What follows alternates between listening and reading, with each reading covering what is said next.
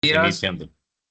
a todos y todas los asistentes a este espacio de socialización del trabajo monográfico por parte de nuestro estudiante del programa de filosofía, Diego Fernando Torres Castro, quien en esa mañana pues, nos va a estar presentando lo que trabajó en su propuesta investigativa. Saludo Diego, también saludo al profe Juan Manuel y al profe Pablo Felipe, que aquí está también conectado para acompañarnos en esta jornada de socialización. Quiero un poco mencionarte, Diego, entonces, la metodología que vamos a tener en este espacio.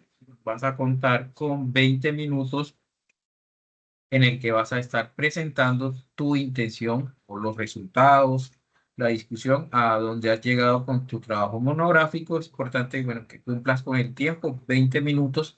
Tratemos de ceñirnos a ese marco o a ese lazo de tiempo. Importante tenga su cámara encendida.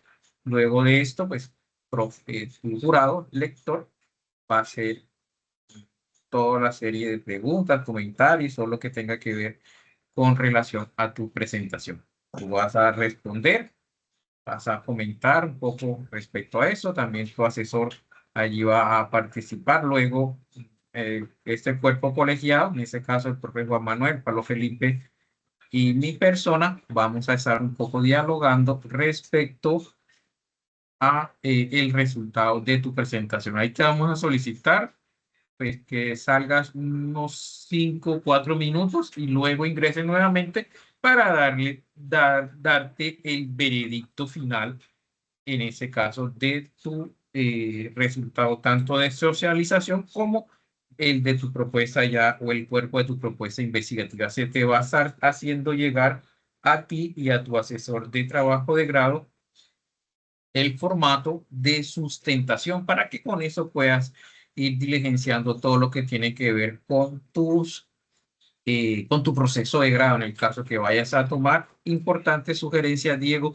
que tengas ya en estos momentos cargado en el repositorio institucional tu monografía final. No sé si lo has desarrollado o ya lo tienes, pero es importante porque dentro del formato de sustentación se va a solicitar que allí subas el handlet que te arroja o que se te arroja desde el repositorio institucional. Si no has hecho ese paso, es importante que lo puedas hacer, ¿vale? Entonces, si teniendo en cuenta esos criterios, vamos a dar inicio a esta sesión. Entonces, tienes la palabra, Diego. Te escuchamos. Listo, profe, muchas gracias. Bueno, pues buenos días. Pues mi nombre, como lo decía el profe, mi nombre es Diego Fernando Torres Castro. Hoy presento la sustentación de mi tesis o monografía titulada Enfermedades mentales, un tabú muy peligroso. Un trabajo que busca pensar la salud mental en Colombia desde una mirada filosófica, crítica y genealógica inspirada en Michel Foucault. Este proyecto nació de una inquietud personal y social, porque seguimos tratando, ¿verdad? ¿Por qué seguimos tratando la enfermedad mental como un secreto vergonzoso, un signo de debilidad o incluso una amenaza? En vez de limitarme a estudiar estadísticas o protocolos clínicos, opté por una mirada filosófica que revelara los hilos invisibles, religiosos, jurídicos, científicos y culturales que han tejido la noción misma de locura en nuestro país. Desde el inicio comprendí que el problema no era solo médico, sino histórico y simbólico. Colombia ha heredado siglos de discursos que, bajo la apariencia de protección, han construido un imaginario de exclusión. En la colonia, el loco fue visto como poseso, en el siglo XIX como degenerado y en la actualidad como imputable. Tres nombres distintos para un mismo gesto: apartar al diferente. La investigación quiso desentrañar esta paradoja, siguiendo la invitación Foucaultiana a desnaturalizar el presente, es decir, a mostrar que lo que hoy consideramos normal es resultado de procesos de poder y no de verdades eternas.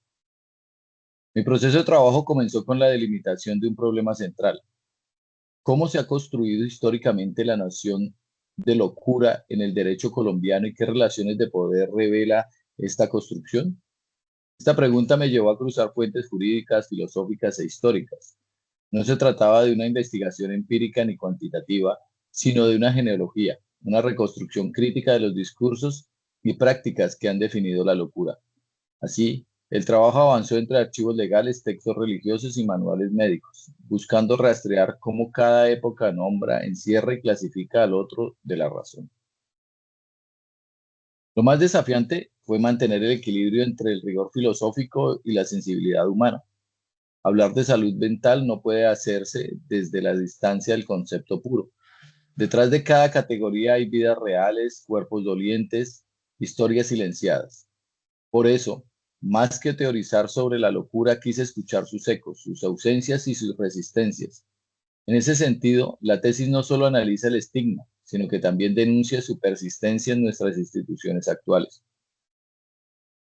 Para desarrollar esta investigación me apoyé en la metodología genealógica de Michel Foucault, que no busca un origen puro de las cosas, sino mostrar cómo se construyen históricamente las verdades que hoy parecen evidentes. La genealogía es, en palabras simples, una forma de arqueología del presente. Excava en las capas del tiempo para descubrir cómo las instituciones, los discursos y las prácticas han configurado lo que llamamos razón o enfermedad. Aplicar este enfoque a la salud mental en Colombia me permitió revelar que el tabú no es un accidente cultural, sino es el resultado de siglos de exclusiones legitimadas por el saber y el poder. El trabajo se organizó en tres ejes genealógicos. Primero, la genealogía religiosa, que muestra cómo durante la colonia la Iglesia Católica definió la locura como posesión demoníaca o castigo divino. En esa época, el loco no era paciente, sino pecador. Su cura consistía en exorcismos o penitencias, no en compresión. Segundo, la genealogía científica donde en el siglo XIX trajo la medicina positivista y la teoría de la degeneración hereditaria. El loco dejó de ser un endemoniado para convertirse en un biológicamente inferior. Tercero, la genealogía jurídica que analiza cómo el derecho penal contemporáneo, aunque afirma proteger al enfermo mental mediante la figura de la imputabilidad, en realidad perpetúa el encierro bajo nuevas justificaciones. En cada uno de estos momentos históricos, la exclusión adopta un rostro distinto, pero conserva la misma lógica, la del miedo a lo que desborda la razón. Por eso, una de las decisiones teóricas más importantes fue comprender la locura como un espejo social, más que como una patología individual.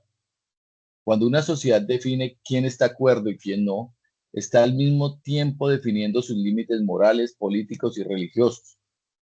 El loco, entonces, no solo es un enfermo, es el negativo del ciudadano ideal, el recordatorio incómodo de todo aquello que la cultura teme reconocer de sí misma.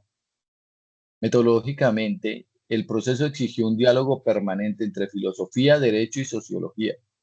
Revisé textos canónicos de Foucault como Historia de la locura, Vigilar y castigar, Los anormales, y los contrasté con documentos legales colombianos, desde el Código de Derecho Canónico hasta el Código Penal vigente.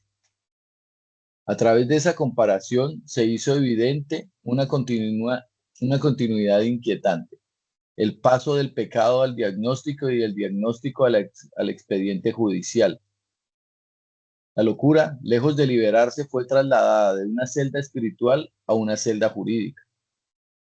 El análisis de fuentes reveló que cada discurso, religioso, científico y jurídico, no se limita a describir la locura, sino que la produce.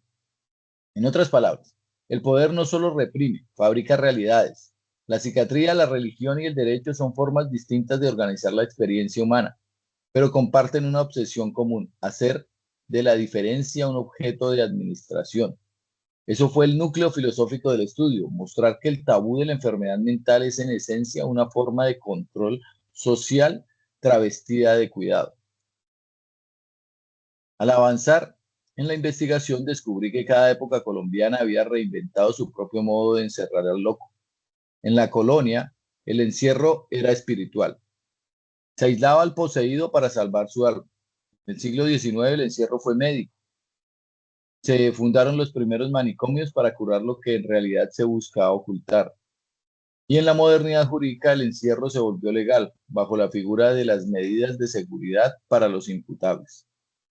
En todos los casos el resultado fue el mismo: la privación de la voz. La locura no solo se encerró en edificios, sino en lenguajes que la silenciaron. Una de las conclusiones más reveladoras fue constatar que la modernidad no eliminó el tabú, solo lo refinó. Lo que antes era un demonio se convirtió en diagnóstico. Lo que antes era penitencia, hoy es terapia. Pero en el fondo seguimos administrando el sufrimiento ajeno con los mismos gestos de exclusión. La ciencia, que prometía liberar a la razón, terminó heredando el papel del sacerdote. Interpreta, absuelve o condena, pero rara vez escucha. Es una ironía amarga que el discurso que se proclama racional haya heredado la estructura del dogma.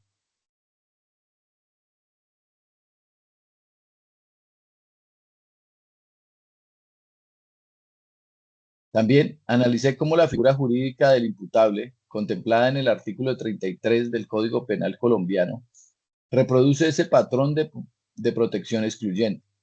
En teoría, el imputable no es culpable, pero en la práctica vive condenado a un encierro indefinido en instituciones psiquiátricas o penitenciarias. No se lo castiga por lo que hizo, sino por lo que podría hacer. Este es un ejemplo perfecto de lo que Foucault llamaría una tecnología de poder preventivo, un sistema que no espera la transgresión, sino que la presupone en nombre de la seguridad. El recorrido histórico permitió ver, además, que los discursos sobre la locura no solo han sido dispositivos de control, sino también formas de producción de subjetividad. Las personas diagnosticadas no solo son tratadas, sino moldeadas por el lenguaje que las nombra. Cuando una cultura insiste en que el enfermo mental es incapaz, peligroso o improductivo, termina construyendo identidades marcadas por la culpa y el silencio. En este sentido, el estigma no es un residuo del pasado, es un mecanismo activo del poder. Por eso, uno de los aportes filosóficos de esta tesis fue desplazar la mirada del individuo al sistema. En lugar de preguntar, ¿qué tiene el loco?, pregunté, ¿qué hace la sociedad cuando nombra a alguien loco? Esa inversión de la pregunta revela que la locura no es una falla inferior del sujeto, sino un síntoma de las tensiones que atraviesan al cuerpo social. Cada exclusión, cada encierro, cada medida de seguridad dice menos sobre la persona diagnosticada, sobre la comunidad que necesita excluirla para reafirmar su propia normalidad. De esa constatación nace el corazón ético del trabajo. La locura no es un error de la mente, sino una herida en el tejido social. Una sociedad que teme a su diferencia está en el fondo enferma de miedo. El primer eje analítico fue el discurso religioso, que durante la colonia otorgó a la locura un sentido moral y espiritual. El loco era visto como alguien poseído, no por una enfermedad, sino por el mal mismo. Esta interpretación convirtió el sufrimiento psíquico en una forma de culpa y la cura en un acto de purificación. En la práctica, esto significaba que quien sufría era doblemente castigado por su padecimiento y por el pecado que supuestamente le causaba. En los archivos coloniales aparecen casos de encierros en conventos, de exorcismos, de penitencias impuestas a quienes hoy llamaríamos pacientes. La religión no solo administraba la fe, también administraba la diferencia. Lo que se presentaba como cuidado espiritual era en realidad una sofisticada forma de exclusión. El segundo eje, el científico, surgió en el siglo XIX con la llegada del positivismo y la psiquiatría moderna. La ciencia reemplazó al demonio con el gen defectuoso y al pecado con la herencia degenerada. Las ideas de Lombroso y Morel, que asociaban la locura con la biología y con la raza, encontraron eco en una Colombia que buscaba modernizarse. La enfermedad mental se convirtió en metáfora del atraso nacional y los manicomios, en laboratorios de control social. Lo que se anunciaba como progreso era, en el fondo, un nuevo modo de encierro. Como diría Foucault, la medicina no destruyó el tabú, lo reorganizó bajo la forma de diagnóstico. El tercer eje, el jurídico, reveló la persistencia de esta misma lógica de exclusión, ahora legitimada por la ley. El derecho penal colombiano proclama la dignidad del enfermo mental, pero lo reduce a una categoría de excepción. La figura de la imputabilidad es un claro ejemplo. El loco no es culpable, pero tampoco libre. Vive en una frontera ambigua entre el delito y la enfermedad, donde el tratamiento se confunde con el castigo. Analizar esta paradoja permitió mostrar cómo el derecho, en lugar de romper con el pasado religioso y médico, lo prolonga bajo un lenguaje más técnico. En este punto, una decisión teórica crucial fue no asumir a Foucault como dogma, sino como lente crítica.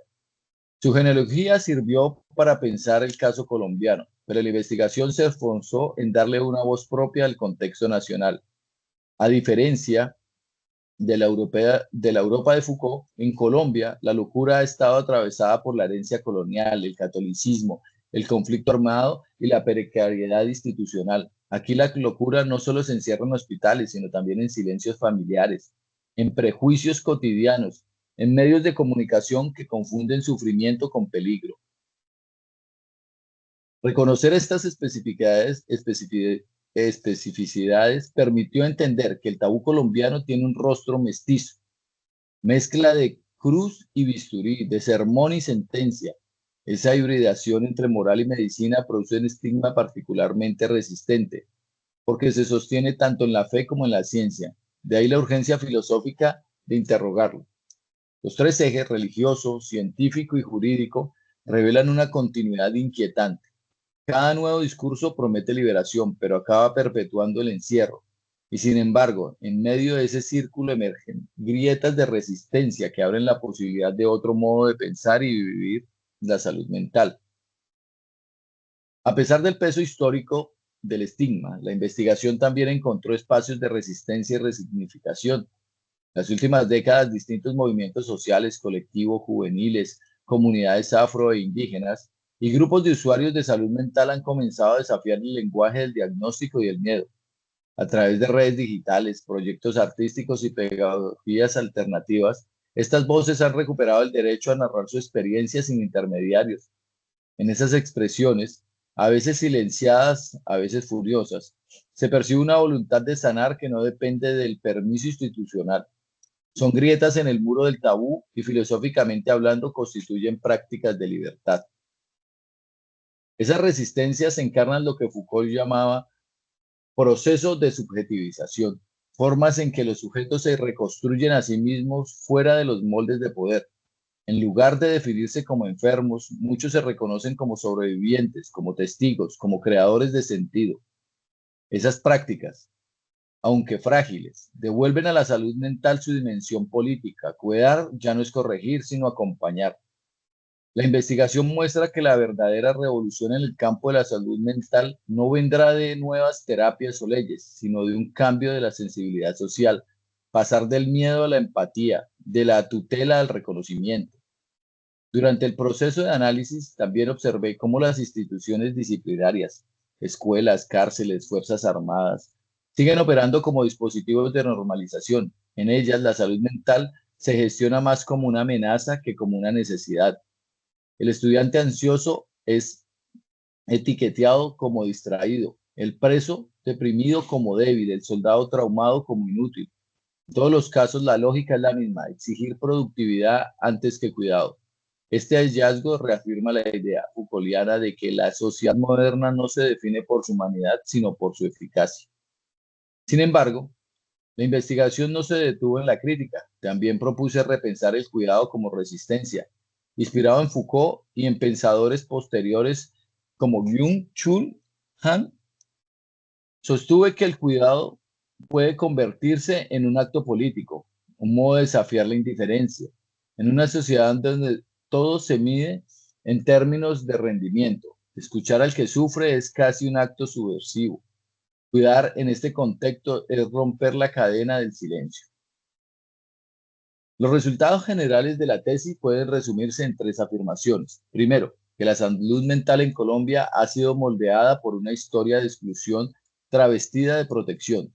Segundo, que el tabú sobre la locura es un mecanismo activo de control cultural. Y tercero, que existen nuevas formas de resistencia que buscan transformar ese legado desde la dignidad. Cada una de estas conclusiones tiene un valor filosófico y político. Invitan a reconsiderar qué entendemos por normalidad, qué tipo de razón queremos defender y qué clase de humanidad estamos dispuestos a reconocer. En el fondo, este trabajo no se limitó a estudiar la locura, sino a interrogar a la cordura de una sociedad que sigue prefiriendo encerrar antes que escuchar. El proceso de investigación fue también una experiencia personal de transformación. No se trató solo de reunir teorías o citas, sino de atravesar un camino intelectual y humano lleno de preguntas incómodas. Al principio pensaba que el mayor desafío sería comprender la obra de Foucault, su lenguaje complejo y su crítica del poder. Pero pronto descubrí que el verdadero reto era mirar mi propio entorno con esa misma lente crítica, observar cómo en mi barrio, en mi familia, en mis propios prejuicios, se reproducían los mismos gestos de exclusión que yo analizaba en los textos. La filosofía, entonces, dejó de ser un ejercicio abstracto para convertirse en una forma de desocultar lo que nos duele como sociedad. Una decisión metodológica importante fue auricular la teoría con ejemplos concretos del contexto colombiano. Por eso recurrí a documentos judiciales, fallos de la Corte Constitucional, registros de instituciones psiquiátricas y testimonios recogidos por investigadores locales. Quise, quise que la tesis no fuera una repetición académica de Foucault, sino un diálogo vivo con nuestra realidad. Cada capítulo en este sentido funcionó como una cartografía de exclusiones, del púlpito colonial al laboratorio médico, y de allí el expediente jurídico contemporáneo. Ese mapa reveló un territorio inquietante donde la locura ha sido usada como espejo de lo que el país teme ver, su violencia, su desigualdad y su culpa colectiva. Entre las decisiones más significativas estuvo la elección del lenguaje.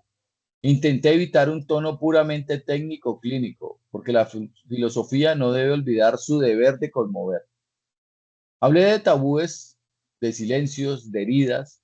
La escritura se convirtió así en un ejercicio ético, nombrar lo que muchos prefieren callar. Comprendí que la filosofía no siempre necesita ofrecer respuestas. A veces basta con formular buenas preguntas. La pregunta que recorre toda la tesis es simple y a la vez devastadora. ¿Por qué seguimos confundiendo cuidado con control? Desde el punto de vista académico, la investigación aporta una lectura interdisciplinaria que une filosofía, derecho y salud pública.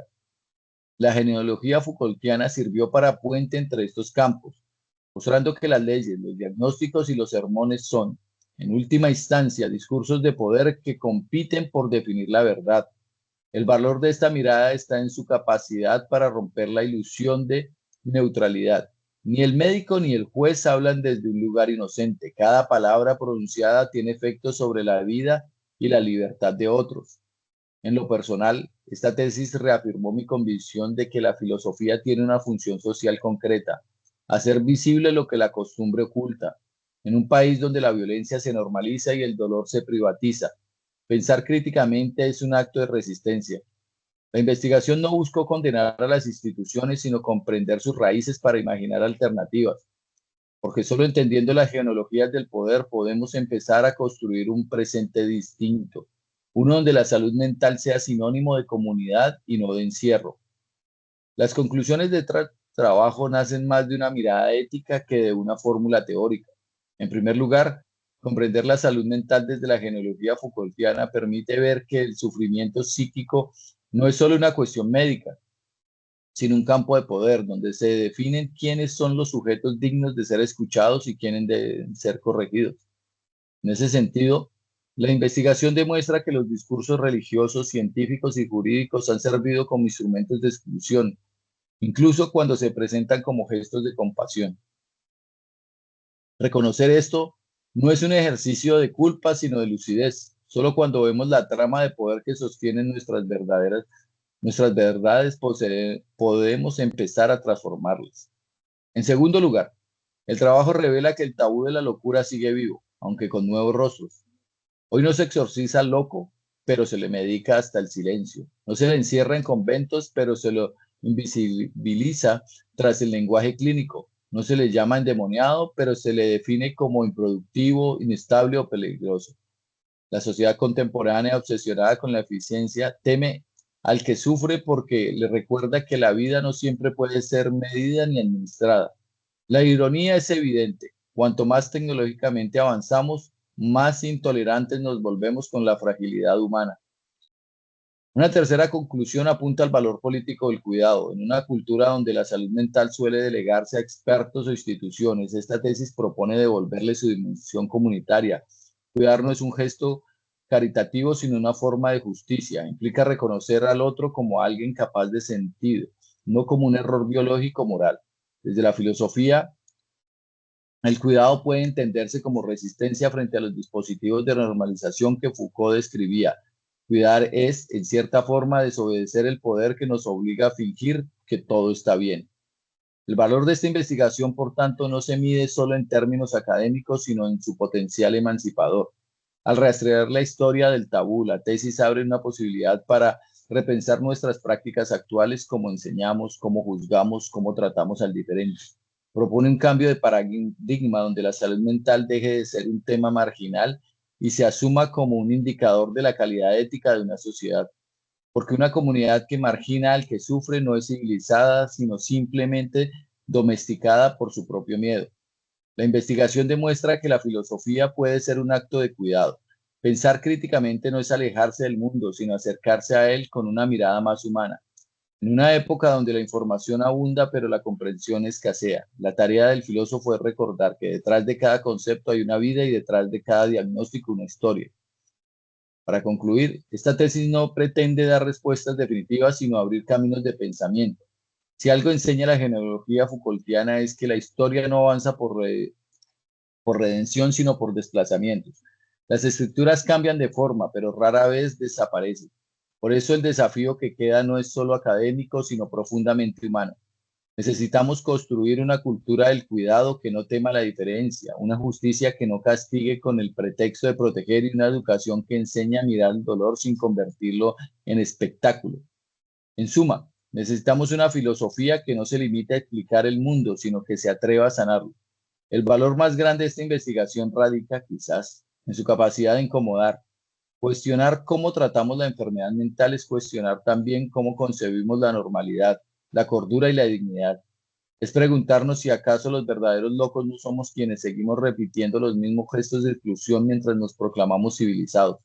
Esa ironía, tan Foucaultiana como cotidiana, atraviesa todo el trabajo y lo vuelve en espejo moral para nuestro tiempo.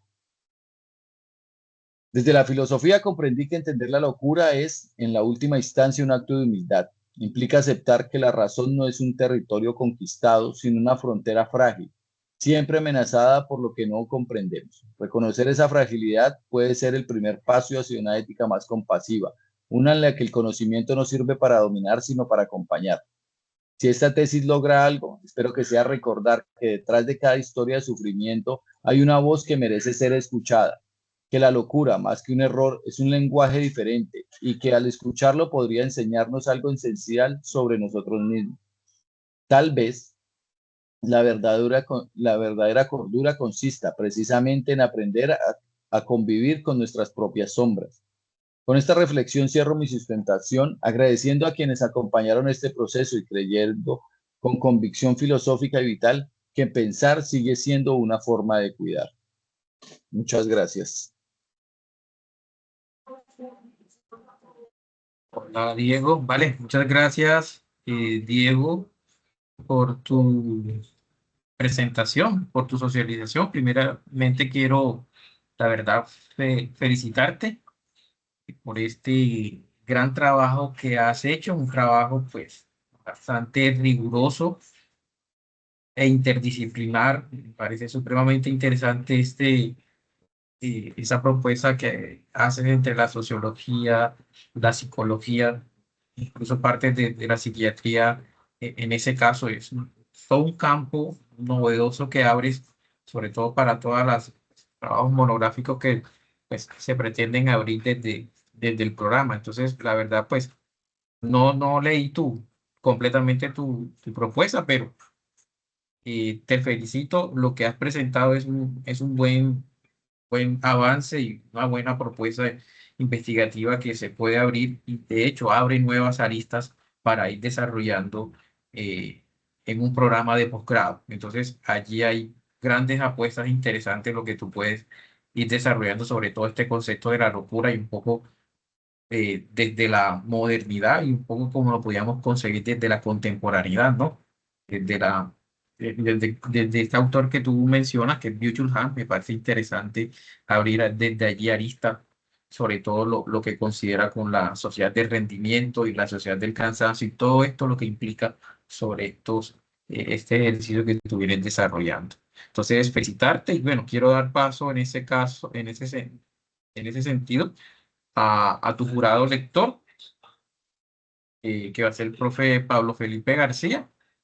Él va a estar en ese caso, en ese espacio, pues preguntando, socializando lo que él pudo captar en tu propuesta. Entonces, profe Pablo Felipe, estás por aquí, pues, tienes la palabra. Aquí estoy. Bueno, buenos días a todos y todas. Voy a apagar la cámara. Estamos en internet aquí en José Acevedo Gómez y estoy desde mi celular. Entonces voy a apagar la cámara para que no haya ninguna señal y poder hablar de la mejor manera. Entonces, primero que todo, como dice Adolfo, agradecerte, Diego, por la manera en que presentas tu trabajo de grado. La lectura que hice del mismo fue, llamémoslo, una lectura relacional. Cada vez que iba leyéndote, cada vez que iba escuchando ese proceso polisémico de interacción con el texto, con la voz, con el neuma, como dice Derrida, me llevaba a otras lecturas, a otros textos, a otros autores, a otros autores, no solamente de la filosofía, sino también de la filosofía, la literatura, también de discursos audiovisuales, el cine como tal. E iba pensando un poco, por ejemplo, en relaciones, como tú ya lo mencionas, en esa tesis doctoral que hace con relación a la historia de la locura en la época clásica y cómo mantiene la metáfora del barco ebrio y cómo la locura iba de puerto en puerto para poder ser aislada, alejada, encerrada y no ser asumida por el Estado. El barco ebrio, decía Diego, cuando habla con los locos y se los arrojaba al mar para que llegara a otro puerto y ese otro puerto se encargara de dar alimento y nuevamente arrojar. Y posteriormente Rimbaud también, este gran poeta francés, decía, saca ese pequeño texto también del amor, del barco del sur, del amor como una lectura.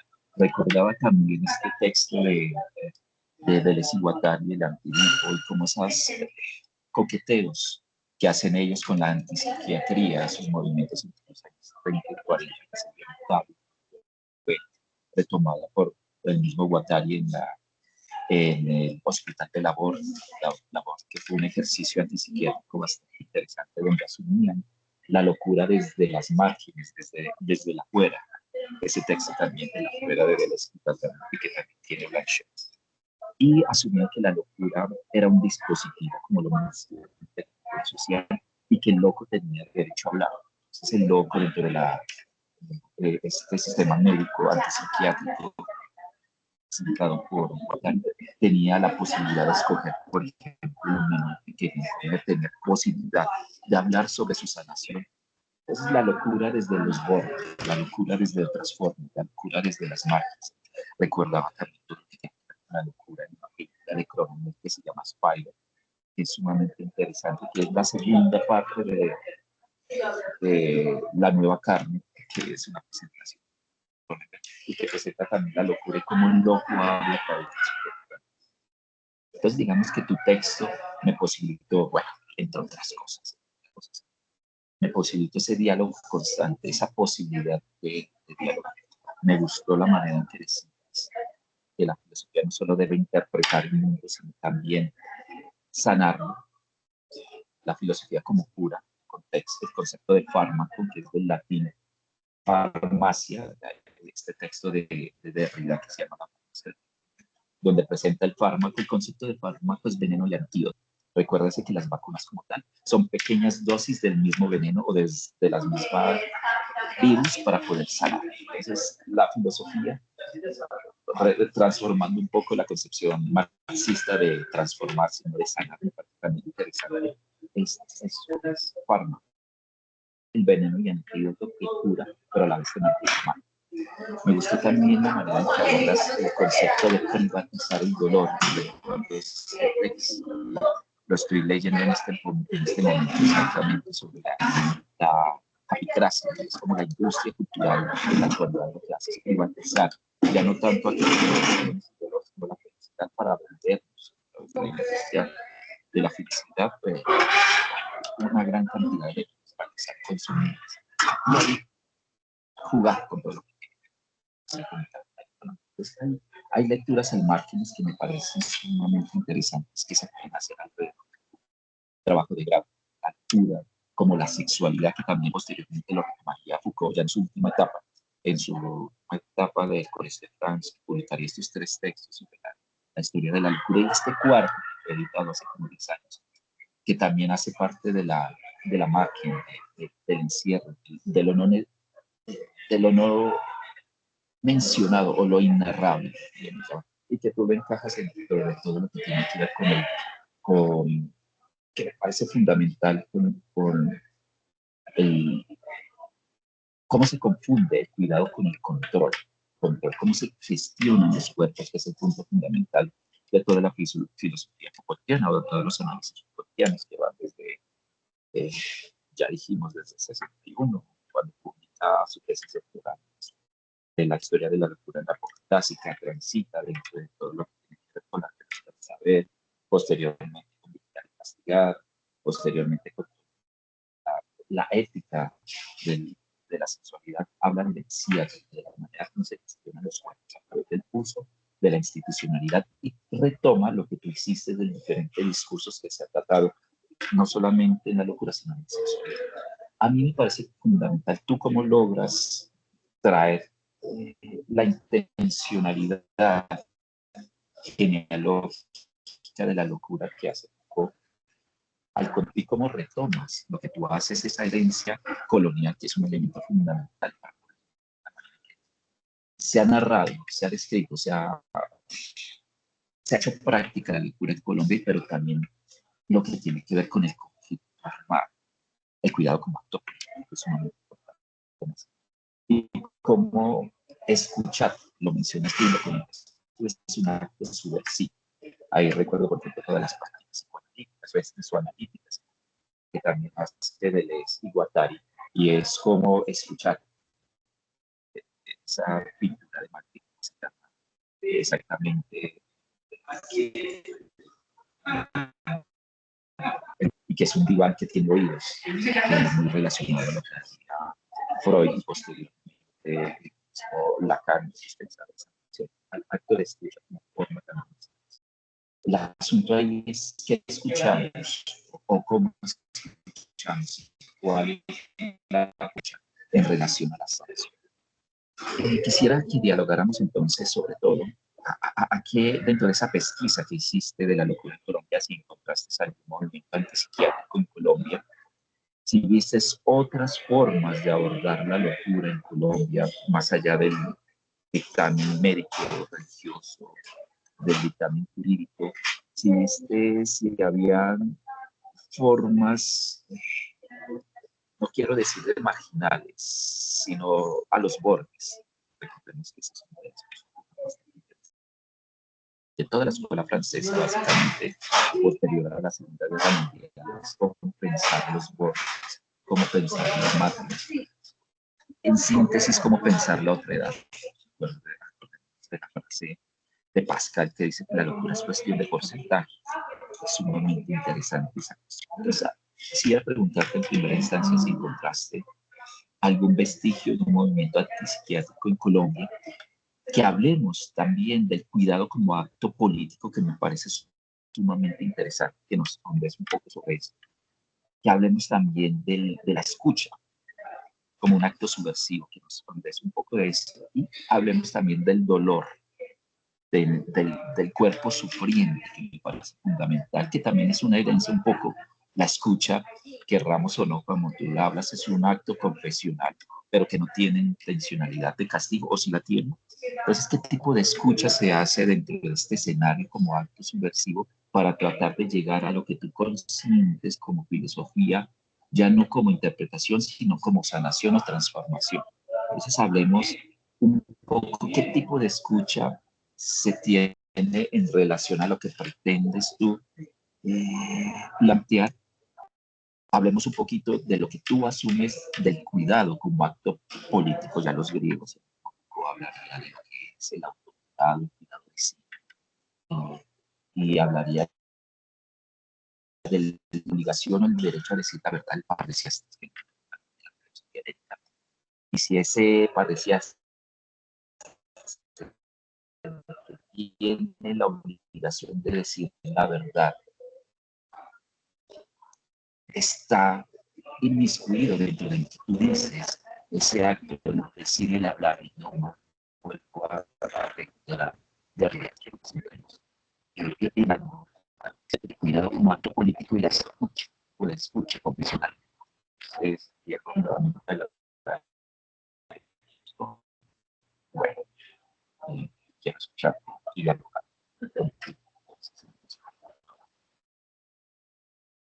Bueno, profe, más o menos no le alcancé a escuchar mucho claramente, no entendí muy bien, pero pues más o menos tomé algunos puntos que sí iban, creo que por el tema del internet. Pero pues quería mostrar que, bueno, desde el punto, bueno, lo principal por lo que inicié esta pregunta en general fue porque siempre en la sociedad estamos ocultándonos o ocultando al que está enfermo, ¿no? La familia siempre busca cómo ocultarlo. Si hay un enfermo en una familia, siempre cuando se le diagnostica se buscan todas las formas, yo diría de alguna forma intrínsecas que tenemos en nuestra mente de salvaguardar ese pensamiento, ¿no? O sea, ya no vamos al médico directamente o asumir directamente el diagnóstico, sino que nos vamos al brujo, por ponerle un nombre, nos vamos eh, a la parte mágica, la llamaría yo, en la cual no estamos enfrentando directamente la enfermedad, no la estamos asumiendo como enfermedad, sino estamos atribuyendo o le estamos dando atributos que no son propios de la enfermedad. No, los escondemos y desde nuestros mismos pensamientos empezamos a encerrar a ese diagnóstico y no mostrarlo al mundo. Siempre he pensado que la enfermedad mental, todas las enfermedades mentales deben tratarse de la misma manera que se trata cualquier enfermedad, no estigmatizándola, sino tratándola de la misma manera. Siempre le digo, si a un paciente de diabetes se le sube el azúcar, corre a que le pongan su insulina, a que lo atiendan, al que se le sube la Lo tensión, le silencié, dan pero el era un XBB. al que le dan el losartán en la tensión arterial y así, o sea, pero cuando hay una crisis de una enfermedad mental, muchas veces, o el 90% diría yo de las crisis se autorregulan en casa, por decirlo así, por miedo a llevarlos a una institución en la cual pueden ser tildados, estigmatizados o encerrados en el peor de los casos, yo diría que es por falta de estudios y por falta de concientización hacia la sociedad. Y es acá donde yo veo que la tesis aporta mucho a nuestra sociedad y es mostrar que nosotros, como sociedad y como filósofos, debemos mirar un poco más allá, de hacer un análisis concienzudo de decir hasta qué punto puedo yo como filósofo mostrarme ante una sociedad y decirle, hey, aquí hay algo que se debe hacer y se debe pensar, porque no solo podemos quedarnos en el texto y en la visión filosófica de que somos simplemente los pensadores y los que mostramos el texto, pero no mostramos las realidades, y ese es como mi pensamiento de un poquito de revolución en ese punto hacia la medicina. Hace poco tuve que pasar un proceso, o aún estoy pasando un proceso un poco fuerte, y la depresión ha sido una parte muy fuerte en en mi proceso y por más que he buscado cómo enfrentarla, nunca, o los que he estado siempre me han mandado como se diría vulgarmente pañitos de agua tibia, pero no se enfrenta directamente la enfermedad como tal. No se hace una empatía directa con el que está enfermo porque sí, sino simplemente se atraviesa o se le da atributos de acuerdo a lo que se está pasando, pero no directamente a la enfermedad.